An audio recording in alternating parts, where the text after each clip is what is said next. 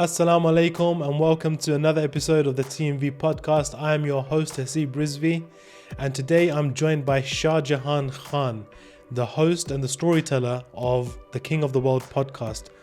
King of the World is a new podcast.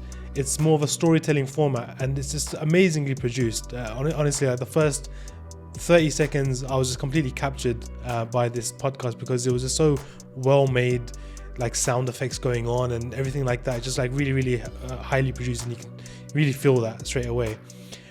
It basically talks about the experience of one Muslim, i.e. Shahjehan Khan, in a post 9/11 world and what that basically meant for him going forward.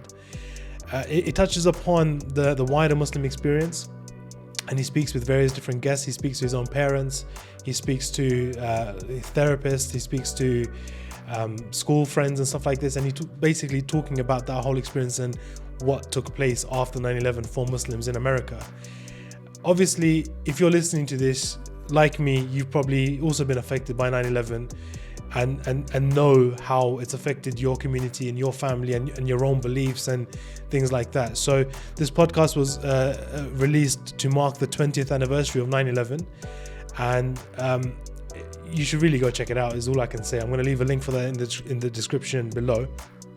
And in this podcast, I speak to Shahjehan about his own story and kind of like his own ideas and stuff like this. So it's just really good, eye-opening conversation. As you guys know, I've moved to California recently, and I'm just really intrigued by exploring the difference between the British Muslim experience and the American Muslim experience, because it is big. And so we kind of delve into that a little bit as well. I'm going to stop waffling and let's jump straight into the podcast. Bismillah. This podcast, for our listeners, is an amazing example of Muslims with talent executing a project really creatively and with like fine detail. King of the World podcast, I've been listening to it. I just told Shahjehan I've been listening to him pretty much for the last 7 hours now of my life. Just a really capturing podcast, man, and just like an amazing story that's so relevant, so relatable. How did this project come about? Yes, so my business partner, Asad Butt, started this company, Refelion Media, towards the end of last year.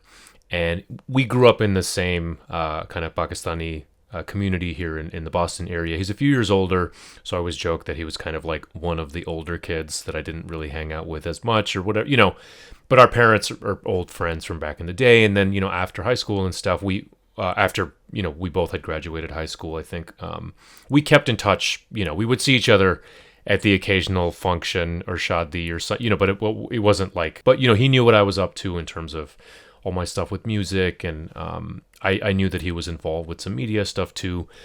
But basically, yeah, towards the end of last year, he had started this company, and as a test, kind of started this other more interview style show called American Muslim Project. He had me on as one of the first guests, and then after the interview was over, he was like, "Hey, so I have this idea. I've started this company. I quit my job. I'm trying to do this like crazy thing. Do you want to do this crazy thing with me? Would you want to like host your own show?" And it was a time in my life where I was also, I think a lot of us were going through kind of like, those of us that obviously were fortunate enough and healthy and everything, were doing some reevaluating during the this whole COVID shit. Can I swear on here? I mean, it's going to happen. I'll try not to. Traditionally, it's not happened, so I'll just give a warning to our listeners, but I'm cool with it. I'll do my best. I'll do my best. Speak how you got to speak, man. Okay. So, it was just like, I needed to reevaluate kind of where I was at. I was a little creatively frustrated, music stuff hadn't been busy for a little while.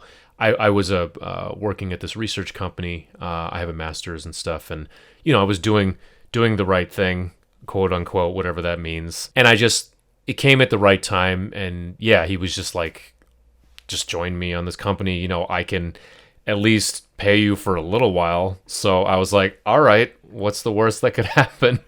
And then in terms of the idea itself for like a show based on my life and all that, like initially, being the 20th anniversary of 9/11 and stuff, my first reaction to doing a show about 9/11 was I don't want any part of it. I don't ever want to talk about that in a centering kind of a way anymore. I'm just so sick of it. I'm so sick of just all of the, the baggage that comes with it. But we talked about it right kind of early on, thought about it in a way that was kind of framed around this coming of age aspect, of being, about to turn 18 and being, a whatever, American, Muslim, Pakistani, musician, depressed person in addiction, like teenager, trying to figure themselves out. And then this thing happens. And once we started looking at it in that sense, and I basically, we had like an Excel sheet where he was like, all right, I want you to, like, one of my first assignments in the company was like year by year between the year 2001 and, now 2021, I want you to just, like, I'll put, Asad was like, we'll put like the global historical events that are going on. And on the other column, you just put what was happening in your life. Now, I've lived my life for the last 20 years. It's just very normal to me, like all the stuff that had happened. And he was like, this is pretty wild, like that this is all stuff that you've been through, with like my band and with a lot of stuff that I'm sure we'll talk about in great detail. So once we started to do that, it was pretty obvious, like early on, that we might have like a unique but uniquely kind of important story to tell here. I think what struck me immediately within the first 30 seconds to a minute of listening to this was this overwhelming sense of relatability, because as Muslims in the West broadly, right, because obviously you've done it from the perspective of a Muslim in America, but we've shared a similar experience, even though we're so far away from each other, physically and geographically. And even Muslims, like, we've had discussions in the office before where we've said, what's the experience been like for Muslims in Muslim countries? We don't even, we as Western Muslims, right, that are like children of migrant families, almost forget about that generation, right? Although you probably connected with them because you went to Pakistan and you spent some time there. So it's all just so interesting to me when this kind of discussion happens, because I'm so intrigued by like the collective Muslim experience and like the different ways it's manifested itself. One of the things, and so just again to remind our listeners, so this podcast basically pretty much starts with 9/11 and just like maybe a few years before the events of 9/11, Shahjehan tells his story of where he was at in life, just as like a normal, Muslim American, Pakistani American Muslim, this thing in a very white area, a very white kind of neighborhood, white town, white city in America, from a Pakistani background. And 9/11 happens, and he talks about the things that he's now had to experience. And so I'm 150% sure that everyone listening to this podcast right now, all 300 of you, you will know what that moment was, right? Everyone's got a kind of like, where was you when 9/11 happened moment, strangely. And I think for Muslims, it's so much more pronounced. It's so much more pronounced. Like I can remember that week so vividly. 9/11 was a turning point for all Muslims. Tell us a little bit more about, and I guess like obviously people can listen to the podcast, but I want to kind of hear it from you. Like, how do you feel like it affected your life? Yeah, I think that one thing that comes up in that first episode is it immediately forced this, so as a Pakistani, as a Muslim, as an American, first generation, whatever, you're wrestling with all these different parts of who you are. So it's definitely a show about identity, and just so people know, like, it's a narrative series, like interviews kind of go in and out. My family's in there, my friends, my bandmates, but we also talk with historians and actors and stuff. But it forced something in terms of how people saw me, at least where I was, and the way that I perceived that they saw me. It just kind of like made my outward appearance the most important thing about me right away, when it was, I sort of grew up and in a way was hiding in different ways in this town, that I was growing up in. So that's like the first thing I think that comes to mind. Beyond that, there's also kind of, I think that, and I'm speaking for me, like, you go into this, just, it was the first, and in my case, because I was a month away from turning 18, right? That's kind of where the first episode starts. I was a month away from turning 18. I was at the beginning of a pretty serious, about to be for the next 10 years, substance abuse problem. I was, mental health, I'll use that term broadly in terms of depression, clinical depression, and, a lot of issues like with that I go into as well. So I was kind of like about to sort of like, and it was my last year of high school, where in my town, you basically go to college or you find a job, and you're supposed to just you're just supposed to figure stuff out, in the way that, like, I think in this society or whatever, you're just supposed to turn 18 and magically know like what the hell you're supposed to do for the, but anyway, so these are the things that like I was kind of wrestling with on that day. And then this thing happens, which is totally has nothing to do with you, but you are now responsible for it in a way, in the eyes of other people. So I think that's the part that I think, and maybe it's not, it's for sure the thing that I think that Muslims probably can relate to about that particular episode, but just about this experience of just all of a sudden being asked to, and in the show also, we talked to a Muslim psychiatrist, actually. It's a 7-part series, so on the last episode, she says this one thing which still sticks with me to this day, where she's like, 9/11 forced us to, like, apologize for something we had nothing to do with. So those are the kind of things that, and those visceral, yeah, I can still remember what that's like. And then this pivotal thing happened to me that the very next day I went to school, and these 3 kids sort of asked me like, hey, what did your people do? And so that, for me, that experience was like and I had to be honest about this when we were making plan. And again, I didn't want to do this show initially, but when I really thought about like what was the single most defining moment of my life, I could say 9/11, but really it was the day after, when those 3 kids asked me that question. Oh, yes, yesterday when I was listening to that specific moment, I wrote down in my notes 12th of September 12th. That's the key date. That's when, because that's the day after when everything actually changed. The morning after you woke up from that moment is when things changed. I'll share with you my September 12th. So I just started what you guys would call high school. It's literally day 2, right? So the first day was like a half day, right? Just kind of like orientation, as you guys call it in America. So it's September 11th, and I've come home from like my brief 1-2 hours in the morning, and open the TV. My mum's like a big news junkie, so the news was already on, and now I'm kind of seeing this thing unfold in front of me. All right. So when I come home, only one plane has struck the tower. The second one hasn't actually been attacked yet, and I'm watching this live.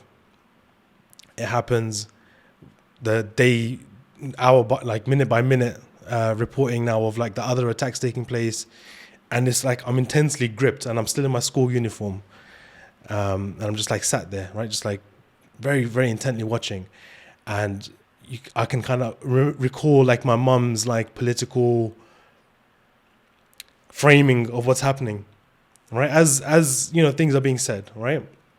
I don't know much about your family, but like I feel like in a lot of Desi families they talk about politics.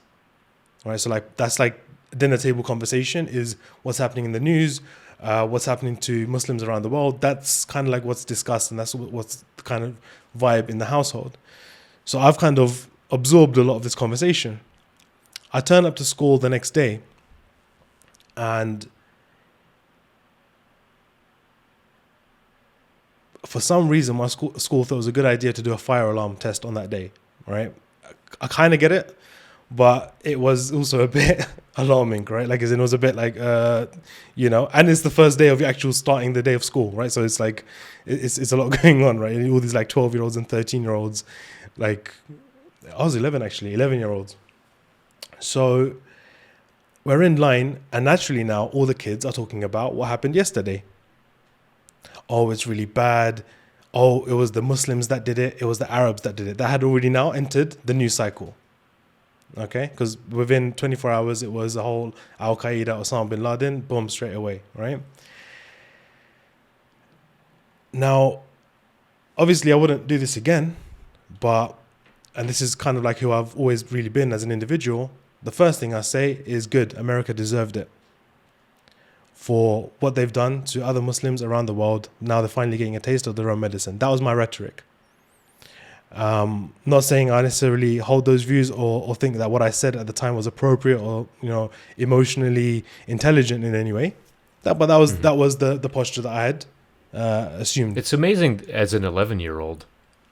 We were deeply political, yeah. man. Yeah, no. Okay. Our family was we were big on the politics and stuff. So as a kid, yeah, I was like, for me, I wasn't, right? My dad was, and everybody hated, and he was a standard. It was a standard. You go to the party, the uncles are talking about politics, everybody else isn't. But on September 12th, that's when you know what I mean? Exactly. And prior to that, I'd always been, as a kid, you know, the one kid that sits with the uncles whilst they're talking about the news. Yeah. So I was just always intrigued by, because my parents didn't really let us watch like cartoons or do like silly kid stuff, right? Yeah. So in a way, we kind of matured and we were very aware very early on. Like I remember in like year 3, which is like just above kindergarten, I had a whole exchange with my teacher about her being racist to me and my black friend. Like it was an actual thing. Wow. Like it went all the way to the head teachers, and me and my black friend were fully aware at the time that she's actually picking us out because I'm brown and he's black. Yeah. So anyway, so that happened. Now, I may hold a record in the UK for the earliest school suspension, school exclusion, considering that was day 1. Wow. Yeah, the head teacher came. They suspended you at 11 for that? Yeah, that was the first day of school. First day of school. Damn. September 12th, I got excluded from school for saying this. Okay? Now, again, I understand, right? Like, I understand why. Yeah. And to be honest with you, something that really, really got me the day after was a girl in that line, her uncle had died in one of the towers. Yeah. Okay, so that was a very early lesson for me to learn that, hold on, you don't just go about spouting your political views insensitively. Like, I realized that immediately and apologized. And it also speaks to the inherently conflicted nature of the whole thing, right? Well, this is where it begins. Yeah. You know? And so that set off for me the next X many years. That's now led us to launching the Muslim Vibe. Technically speaking, you can kind of trace it back to September the 12th. Yeah. Yeah. One of the things that I think the show really is about is I guess identity. Yes. It really is about this idea of identity, how we perceive ourselves, how the world perceives us, how our families perceive us, and community and society. And there's so many kind of aspects of it, right? Because what is it? You know, for me, you mentioned that at that age you would describe yourself as a American Pakistani, right? Mm-hmm. Or an American so Pakistani American, but less so the Muslim part. Yeah. But for me, it was Muslim foremost, but I was actually comfortable with labeling myself as a British Muslim. Okay. And the Pakistani identity didn't really stick that much. Because where we're from, especially in London, so all my London listeners will know this, like, you know, you can end up very easily in parts of London where white people are the minority. Yes. And then there's this kind of rich diversity of Pakistanis, Bangladeshis, Indians, Afghans, Somalians, Ghanaians, Nigerians. It's very, very diverse like that, right? And so when I was listening to your podcast and you're talking about being in this kind of like white, almost like cookie cutter area of Boston, on the suburbs of Boston, I guess it kind of just opened my mind, right, to the different experiences that we have. Take me back more to that period of time and kind of like some of the challenges that you faced in that area? Yeah, it's interesting. So, again, one of my favorite parts of doing this show was actually talking to my parents and my family, and obviously they know me very well. They know a lot of my struggles and stuff, but doing it in this kind of a forum brought out stuff that I didn't know, for sure. So like one example I'll give you that in the first episode, my mom, talks about all the pressure that she felt being in this town, not kind of being one of these parents that quote unquote have it all figured out, and just the pressure of trying to like, and being in this, having a kid who's anathema to sports and stuff in this very jockey sports based town, and so I just hadn't realized this, because to me, someone like my mom she has her partitioned community, she's got her Desi community and stuff, and like, so how could I don't know, I never would have thought that she felt so as much of an outsider as she did, because I just didn't know that growing up. Similarly, so I'm the eldest of three. I have two younger sisters, and I think all three of us have very different relationships with identity, and we go into all of this at different points through the show. One of my favorite parts of the series is this sort of extended discussion that me and my youngest sister Shahjehan just have about our names, and some stuff comes up that, like, so my name was abbreviated as Saj because basically white people couldn't pronounce Shahjehan, even though you and I were talking before the interview started about names that are phonetically, like, if you just read it, it's pretty obvious what it is. But from day one, I was embarrassed of my name, and I was that kid whose parents would call, right, and ask.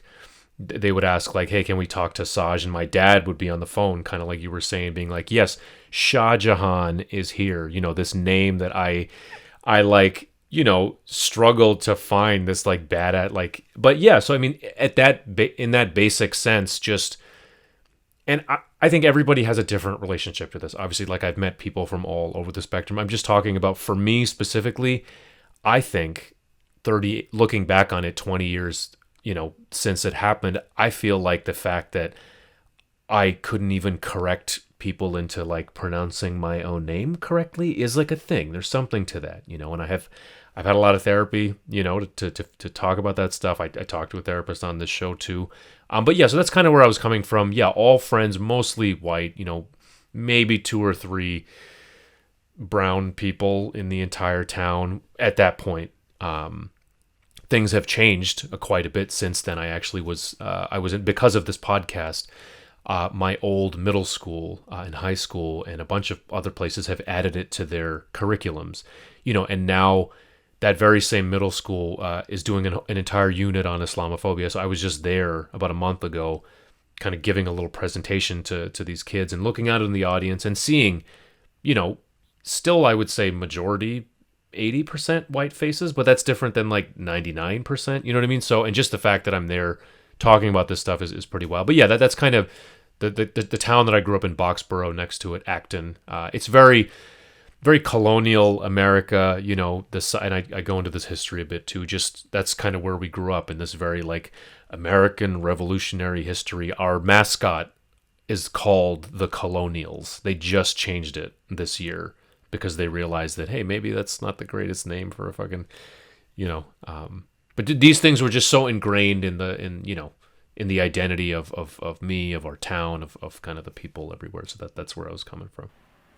But then also having this, sorry, go ahead. No, go on. Go ahead. But then also having on the weekends, a very rich Pakistani thing, like we would go to the mosque and go to Sunday school. But for me, that dualness not quite fitting. Whereas I think for a lot of kids, it was, I'm not going to say easy, but it was maybe easier that they just felt, my sister, for example, Mariam, I think felt, and she says this too, that she felt a little bit more, just had more Desi friends, and just was able to identify with them more, and I think for me also, for whatever reason at that time, when I was getting into the things that I was interested in, like rock music and guitars, I just didn't really see that as like what those, the people that I was at least interacting with were into and stuff. So it's interesting because I feel like everyone will have like, it'll be like a spectrum, I guess, between kind of my experience, which was like extremely diverse to the point where like Muslims were just part of the fabric of that community. Do you get what I Yeah, mean? and it's That like not a society. thing, right? It's Like just Shah Jahan, like is. you have to understand that there's parts of East London where you will struggle to find a place that doesn't do halal food, Mm. right? And I can imagine that being completely different to your experience. Like right now, I'm in California, right? Yeah. And so I'm having like crazy culture shocks. I'm like, why can't I go to KFC and eat it? Why is the KFC here no halal? Like, what's going on? Like, what do I have to Yeah. do to get some And fried there's chicken places, around I mean, for sure, I was in Jackson Heights in New York a couple of weeks ago, but that wasn't, that's much more akin to the kind of world you're talking about, but I didn't know. And I think this speaks to also a lot of different stuff, like class differences for sure. And this idea that like desiness is even like one thing, and like, but yeah, I didn't mean to interrupt what you were saying. So basically, from that period in the UK, what was happening was this kind of, at first, I feel like there was about 5, 6, 7 years perhaps of, I'll say a decade actually, like all the way up to 2010, this very commonplace behavior of being apologetically Muslim, Yes. right? This kind of like, like writing glorious Facebook statuses about how we condemn terrorism and Islam Yes. does not. Yes. And that classic, pulling out that classic verse from the Quran, saving one life is like saving Is humanity. like saving, yeah. And like killing one life is killing all humanity. Yeah. Copy and paste, paraphrasing. And I think after a while, everyone was just like, nah, sack this, man. Like, as in, what's going on here? Like, this is getting ridiculous now. Every single time, a terrorist attack happens, Muslims look at each other and say, oh God, is it a Muslim? Right? Yeah. And if it's not a Muslim, it's not even called a terrorist attack. It's just called it's just called a lone wolf attack. And the same memes come out, the meme from the fat guy holding up the color chart. And it's just like this routine that's just like we've become like traumatized and just like so routine to, right? And then I think there just came a time where the Muslim identity had endured enough. Like millennials had essentially been battle hardened for 10 years now of the same. Yeah. And now that you've sworn, I can say it as well. The same shit, basically. Everyone's just like, oh, come on, like we're done now. Sorry, no apologies. I don't care. No, I'm not gonna apologize for being for being a Muslim. I'm not even gonna apologize for being a Wahhabi. I'm not even gonna apologize for being a Salafi. Whatever. These are my beliefs. This is the Quran that I believe in. Yes, I do think Sharia law is a better way to live. I'm not imposing it on you. Just leave me alone. I want my halal food. I'm gonna pray. I'm gonna do my taxes. Do you get what I mean? It was just like there was this confidence that then I guess in the last 10 years has started to develop. What would you say your experience has been like from that point to where you are now? In what sense?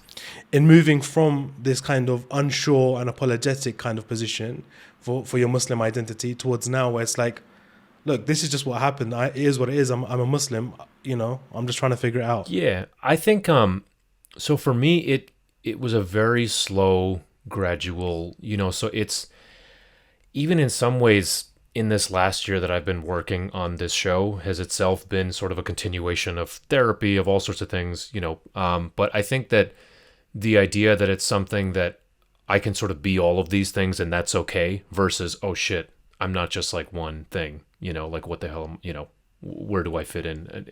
So that's something that's gotten easier. I think that, and we have different episodes that talk about this in different ways. Like we have one which is focused specifically on, for example, representation in media and stuff. A big conversation that's I think it's been happening for a long time, but just in terms of I would say in the last 5 to 10 years, I think a lot of headway has been made there. I think that in some ways, for example, I would consider my band Kamina's in the kind of like post 2001 era, in that first sort of wave of just like of trying to figure out like what are the things we say, like what are the interviews we do, when is it that we just don't give a shit and just say this is who we are, you know what I mean? So I think that like being part of that first wave, seeing and I talk about this also in throughout the show, is just seeing the kind of like, oh, this is what happens when you talk about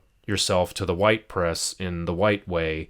and how they kind of turn that around on you, and how it can limit you, and not all good, things that whatever people have been talking about since time immemorial, not all good press. I mean, some people think that all good press is press, or I'm probably saying the thing wrong. You know what I'm trying to say. But in terms of where I'm at now, I think I'm just more comfortable with the journey. I'm more. So I have this argument with my dad all the time. My dad is, again, featured heavily in the show. He's someone who is, I would say, I think rightfully it makes sense. So he's a kind of the first generation post 1960s, whatever that Immigration Act was that was passed when America was like, oh, just kidding, we do want the brown people if they can be our engineers and shit, you know what I mean? So the brain drain or whatever they call it. So he's in that first wave.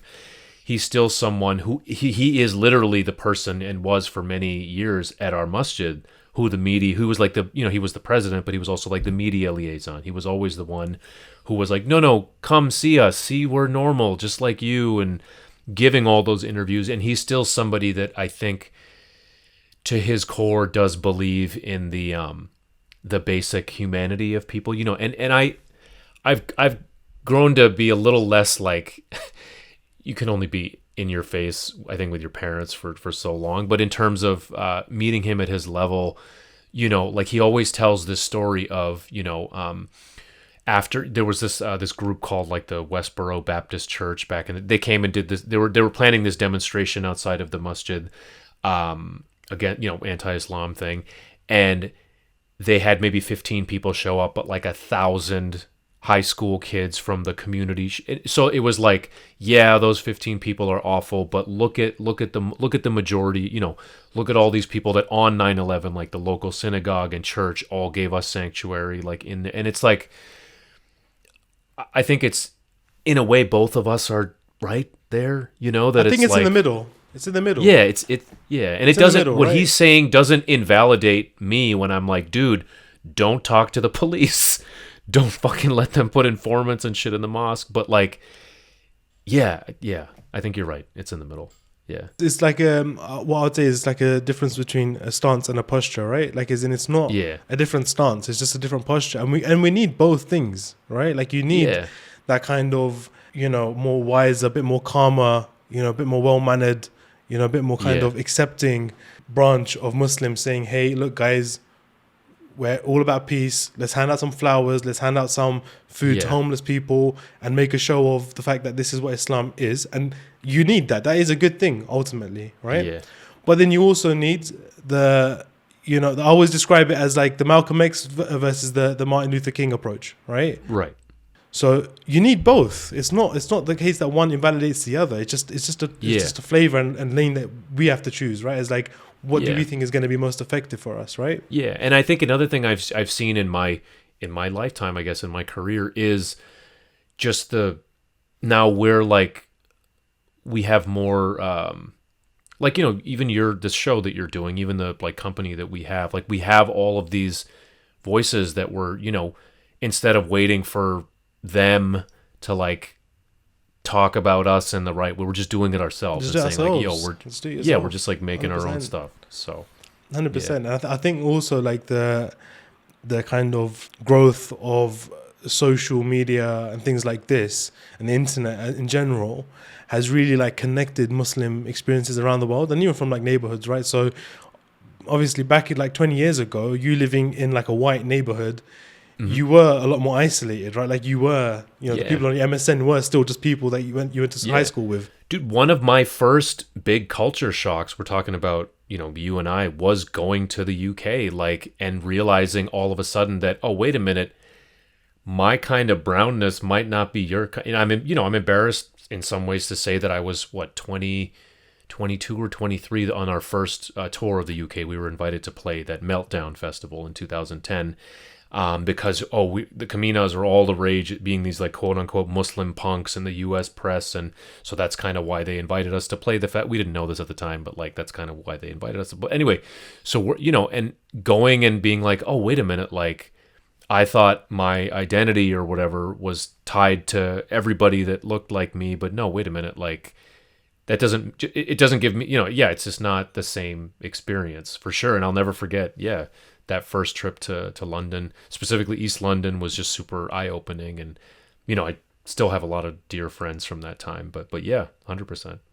I've had a 6-year long culture shock, because I got married to my wife who's Californian American, right? Part of California are you in? Southern California, so just like outside of LA. Okay, all right.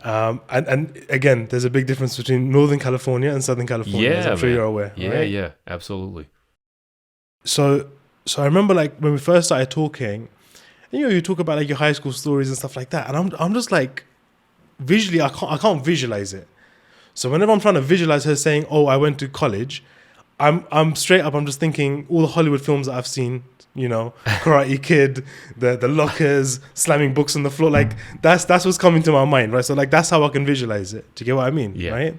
Yeah. And we're talking about our like Muslim experiences and like how vividly different they just are.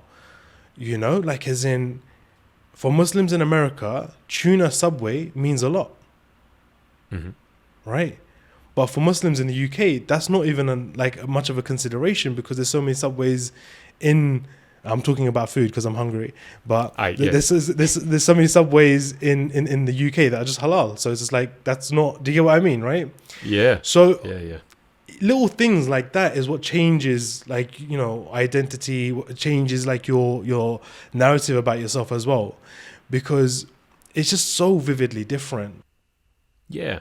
Even musically, I remember meeting, people like Aki Nawaz from Fundamental and realizing that, like, hey, we were not the first people to do this shit at all. Like, people have been talking about this stuff for decades before us. It's just, yeah. So, yeah, that I totally get what you're saying. I feel like music is a very interesting cultural asset. Yeah. It's a very fancy way of saying music. I've recently we did a poll on the Muslim Vibe with our followers and stuff on Instagram and Twitter, just trying to have a frank conversation about music, right? Because there's this kind of like nervousness around it, but everyone's really listening to some form of music, one or the other, right? But there's just kind of like, you mean in terms of like the Muslim music thing? Yeah, well, no, not even just Muslim music, okay. but like Muslims listening to Ariana Grande or like Oh, okay. Justin Bieber. I don't even know who's relevant at the moment. Right? Zayn Malik. Zayn Malik. Love Zayn. Right? Love Zayn. So music's always been happening, right? Yeah. And especially as like I would say like the vast majority of Muslims in America and Canada and the UK are from a Southern Asian background. Right? Yeah. So Bollywood was, as my father integral. would probably say, Yeah. I mean, a lot of music literally comes from where we come from. Yeah, exactly. Right? It comes from our poetry, it comes from our qawwalis and stuff like that, right? It's an interesting conversation to be had. So I was like, music is something that we've all kind of grown up with. There's been this somewhat religious revolution within a lot of Muslim families, which is to kind of like disavow any sense of culture now, because we need to be Muslim first and foremost. That correction arguably probably needed to take place, and we were forced to take it because the world was asking us about our religious beliefs now, not our cultural inputs and ideas, right? We were squarely being asked, you're a Muslim, what do you have to say about terrorism? So we actually had to go and start reading the Quran and learning and becoming religious, like, as a result, right? Yeah. So that kind of interesting thing happened. But in the process of that, what I feel has happened is culture was sidelined, okay? And this may be a minority experience in the US, but I would say it's quite a big one in the UK. And that's just because American culture and British culture are different. Yes, absolutely. What happened is culture became this like dirty word almost, right? Like, screw culture, just focus purely on Islam. And music went with that. Right? Because the only music we were listening to at that time was Bollywood songs and nonsense, essentially. But what's also kind of taken place in the last 20 years is things like, for example, to be fair, it pre-exists 20 years, but like things like conscious rap and hip hop, right? Whatever that means. So that became now a space where you would find a lot of Muslim rappers openly owning their identity and rapping about it in the UK and in the United States. Since the inception, Since inception of hip hop. Yeah.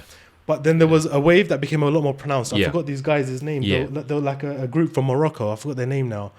They used to have some really nice songs back in like 2000s. I can't think of it off the top of my head, Yeah. We'll all remember it. But they were like a semi-hip hop-y pop kind of thing, right? Yeah. And then at the same time now, there became this emergence of Muslim nasheed artists, right? Oh, where right. it was Okay. squarely this kind of stuff. Like, so you'd have Sami Youssef, you would have Maher Zain. Can I tell you a hilarious story really Please quickly? do. I was on my family's WhatsApp group with Pakistan. So we have like, I'm sure you can relate. There's the one which is just the cousins, then there's the group which is the whole family. Yeah. So in Chaos. that, my khala, she total chaos, total, misinformation about everything. She posted a video of, I don't know if you remember this, in right before he died, there was a rumor that Michael Jackson had converted to Islam. And there was this video circulating that appeared to show him singing like a naat or a nasheed or something. And it actually was somebody, it wasn't him, it was like disproven, but every couple of years or whatever, it just like comes back Makes up. his way up.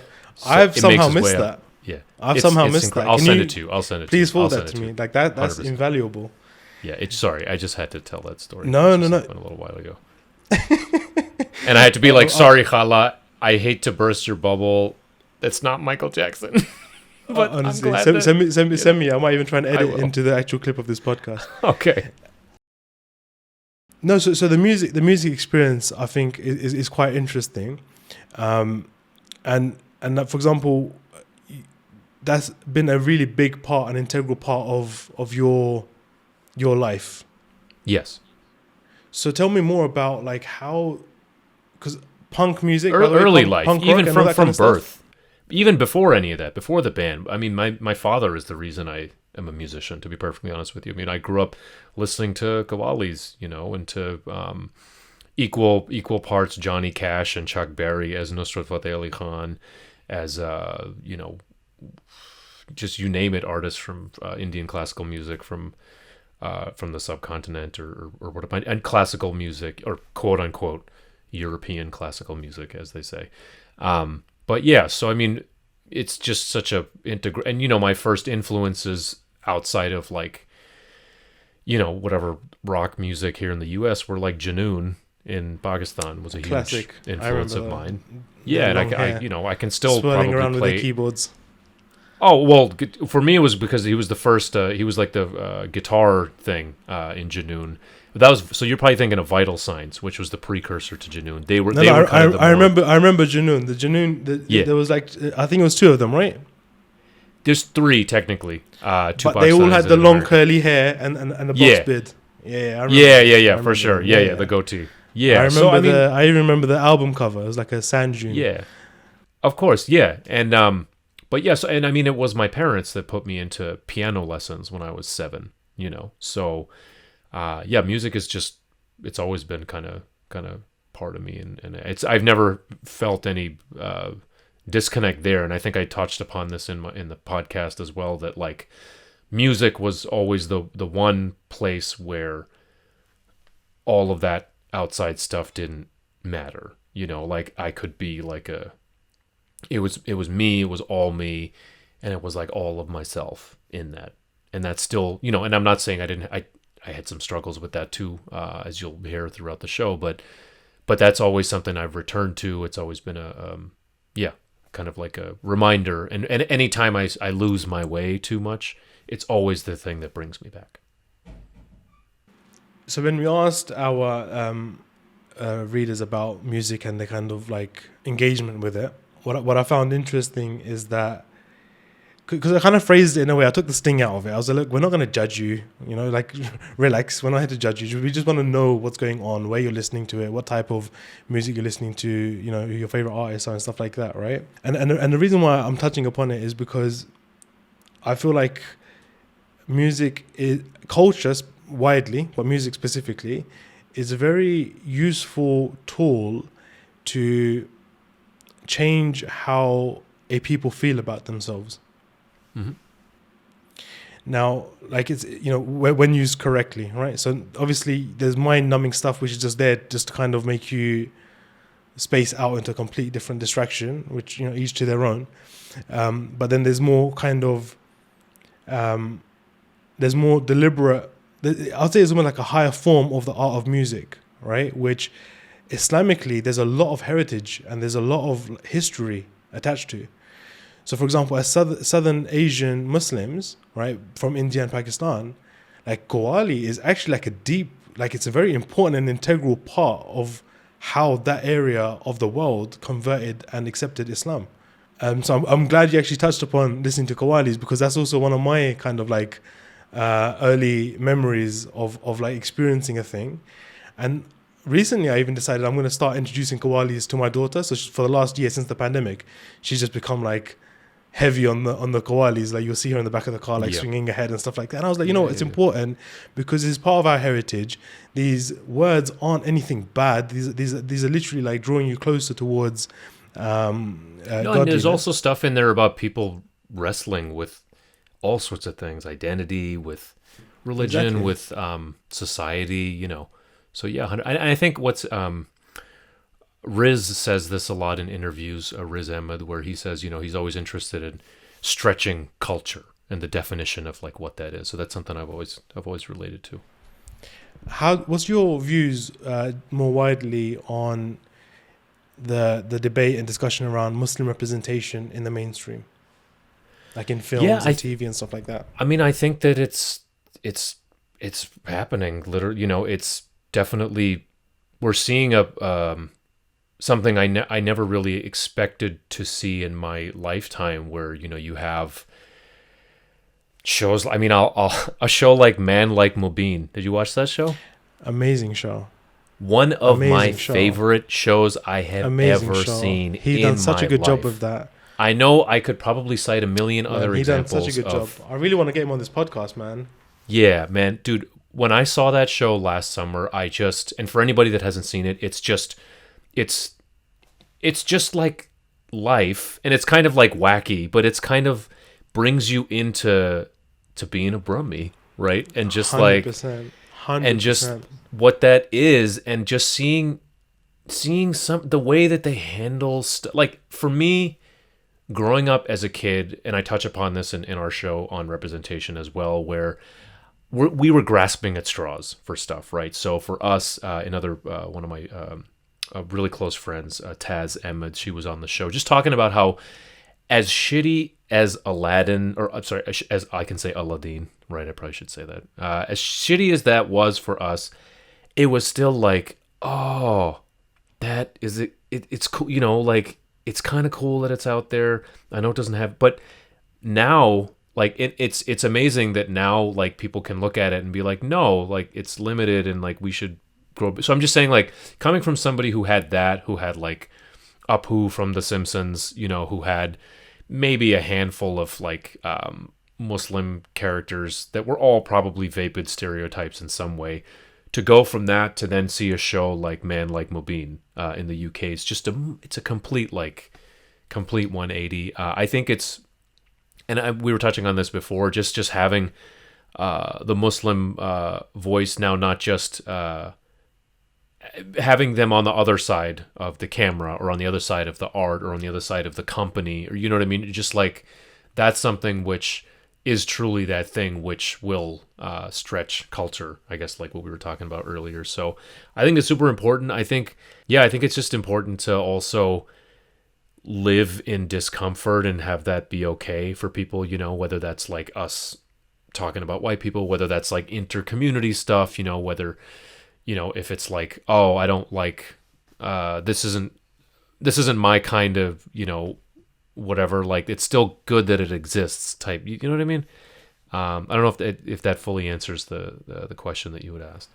No, it fully does, because like one of the things that's like frustrated me so much is that obviously in the past 20 years, as a Muslim population that's been put in this position, right, to defend Islam and to kind of formulate what your Western Muslim identity actually means, do you say Muslim in the West, or do you say Western Muslim? Do you say British Muslim or Muslim? You know what I mean? Like all these conversations and stuff like that, right? Like ultimately, whether you like it or not, it's expressed through culture.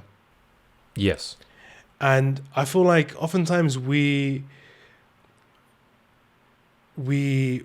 get so frustrated about how we're portrayed, right? We exert so much energy into complaining about it, but do very little as a community to create the content, the cultural fluff that society needs to change that public perception of you that you know is wrong about, you know?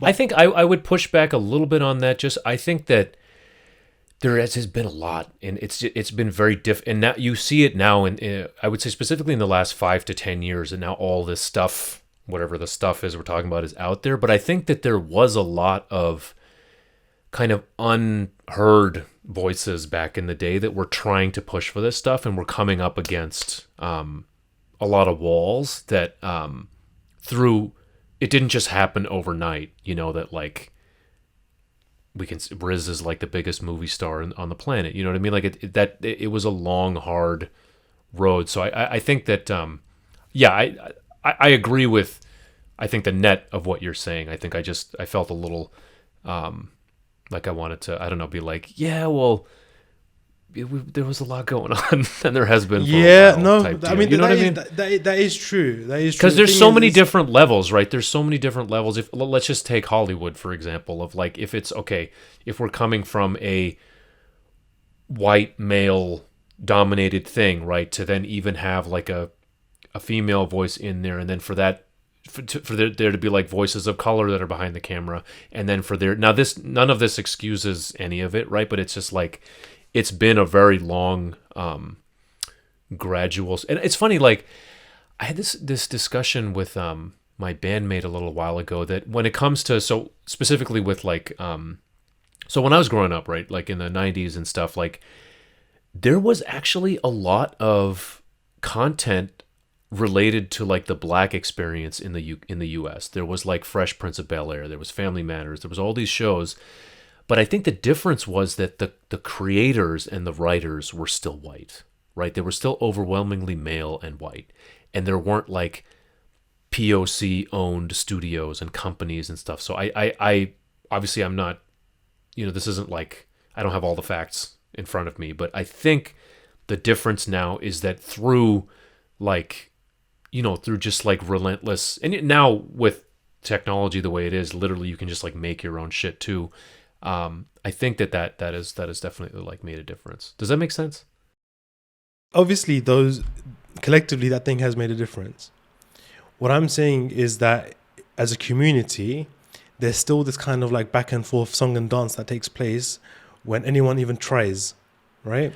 So with Riz Ahmed, they're, of course, like, yeah, doing an amazing job, but there's going to be and it's not a small minority. I wouldn't even call it a minority, honestly. It might even be the majority opinion, which is that, hey, Riz Ahmed, it's all well and good you talking about Muslim representation, but why don't you star in a film where we can see you praying or going to Hajj? Why are you in a film that is, you know, that you're doing something inappropriate with a female actor, whatever, right? There's now this unfair expectation that anyone trying to do anything or change, like, it's not even like they have to be on some sort of like this mission to like change the world for Islam. Right? Do you get what I mean? Like some sort of it's interesting with like, that specific example. And also I wanted to actually ask you, like, how do you see it in the UK? Because I know that he, for example, expressed that like he had to kind of leave the UK to kind of grow, you know, and to somebody like me, again, thinking about the first time I went there, to see that like, wait, you know, like the people at the airport are Muslim, you know, like the people, as he says too, like, are so like why is it still just like leftover fucking colonial bullshit? Sorry, I'm like swearing all over the place, but there is a lot of that. But honestly, I think the simple way of just understanding the problem that we have in the UK is that the population of Muslims is almost too dense, right? It's become this like mosh pit of ideas and aggravated opinions. Oh, okay. No one wants to, and also you have to understand is that the culture in the UK is a lot more bland to the culture in the United States, right? Broadly speaking, in society, not like just from a Muslim perspective. So over here, it's a lot more understandable and acceptable for a young teenager to say, hey, I want to go and be an actor. Right? Like the likelihood of that is slightly higher here in the United States than it is in the United Kingdom. Yes. Right? Because in the United Kingdom, our approach, and especially like the immigrant kind of approach there, has been very conservative, right? Generally speaking, like Muslims here in the United States, generally, of course, there's exceptions, but they're a lot wealthier, for example. They're a lot more established. Yes. Right? Yes, the uncles that came here did okay. So the kids almost have that flexibility and freedom to be able to play around with ideas like, hey, let me be a music star or a YouTuber, right? Whereas in the UK, the population is a lot more poorer. In fact, disproportionately poorer in the UK as the Muslim community. And so these ideas become like they're like agitative, right? So someone like, for example, Guz Khan and Riz Ahmed would really have to kind of like push past their own community, their own family members, their own peers to break through and say, listen, I'm just going to do me. You know, I'm not going to fit in this box that you're trying to say that all Muslims in Birmingham are like this. This is my experience, right? And so what ends up happening is there's a lot of conversation and frustration and, oh, what did he do was wrong? Should we support him? Oh, he's an Ahmadi Muslim, so why are we going to celebrate that? And all that happens in the UK a lot, right? Whereas in the United States, your guys' experience of these things happening is a lot more celebratory. You're like, hey, great, like we've got a Muslim director for once, do you get what I mean, right? But the UK population is a lot more. It's just because of the population. It's just because there's just so many more people there. You have the luxury to be a bit nitpicky, you know, about your representation. I got you. That's kind of like one of the differences that I've seen here, and like I guess like my mindset has shifted on that because I was almost previously trapped to that mindset as well, right? Which is that a Muslim has to be a certain way, or that if we portray a Muslim, even on the Muslim vibe, they have to be a certain way, right? So for example, they don't swear, but hey, guess what? There is a Muslim guy that does swear, you know. That doesn't take away anything from his story or his experience to all of a sudden now deplatform him, or do you get what I mean, or censor it out. And that was the hardest, honestly, and I think that totally is also kind of what some of my podcast was about, was struggling with that part, you know, with the like, I know that I am this thing, but there's some parts of it that like I feel like I'm just not a very good one. You know, so like, do I still even get to call myself that? Why do I even need to, like, what is it that I'm doing at some points, honestly, in my life? Like, what other than in name does this identity even mean to me? You know, and yeah, it wasn't until, you know, I think a lot of touring with my band, meeting other kind of like fringe people like myself, going through a lot of kind of difficult mental health stuff, and then yeah, just sort of having whatever the experiences are of like your young adulthood, where you realize that like, oh, maybe this journey is kind of the point, you know. Shahjehan, what would you say to your teenage self today? Oh, it's funny. This is something people ask me all the time, and you would think that by now I would have a cookie cutter response to this, but every time it gets me, because it's such a, mostly that like, just be you and don't worry so much about what they think of you. And they means everybody at once, right? They means my parents, it means my friends, it means like society at large, it means later on like music critics, it means, you know, people in college when so it's just like you yourself are enough, I think. And that yeah. And just be open with one person about exactly how you're feeling. I think those are the things I would have said to my teenage self. Shahjehan, it's been a pleasure speaking with you. Thank you so much. I'm sure we're going to touch base again in the near future, because I made a list actually before our podcast, because obviously through listening to all the different episodes, I've made notes of like different things I want to speak to you about, right? And it's just going to be too long to kind of fit everything in. So I definitely feel like we can have maybe one conversation specifically just around music, or being a Desi Muslim in America, let alone just a Pakistani one, and what various things look like. I love this is why I do this, so I'm down to do this anytime. Shahjehan, what's next for the podcast, Rafelian, yourself, and how can people get involved?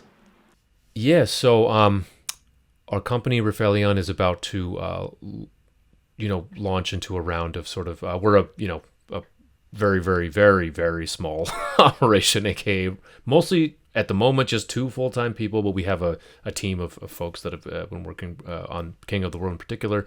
So we definitely have ideas for a season 2. We're trying to raise some money to make that happen. I will be co-hosting a show with Shahjehan from the Immigrantly podcast. We'll be doing a whole season together next year. Musically, Gaminas are gearing up to hopefully release some new music in the coming year and do some more shows. I've also started playing with a new band called Ravi Shavi here in Boston and Providence area. And you can find out kind of what I'm up to at shahjehankhan.com. On Instagram. Yeah, I'm doing all the things now at Shahjestan. I'm sure you'll put these in your notes or whatever. But yeah, I'm always doing something. Somebody like me, I just can't sit still for too long, because then I just start to think about things, and I just need to be busy with probably what sounds like way too much stuff to do. And I'm also doing a lot more acting. I just recently got to act in my first Urdu film, mostly in Urdu, about like a Pakistani couple having some pregnancy issues. I got to play an uncle from the 90s, which was like a dream. No role. way. And I got to have my dad hired. Were you wearing a brown shalwar kameez? I was not. I was actually wearing like a sweater and like a had like a everything at once. Okay. Argyle stripes. The put together uncle. Yeah, put together uncle who's like reading a newspaper, smoking a cigarette. I see. Yeah. So that was kind of a dream role. I got to wear my dad's shoes. It was kind of cool. So yeah, so I'm a creator in all senses of the word. So you'll be hearing a lot more from me and from us. So that was our conversation with Shahjehan.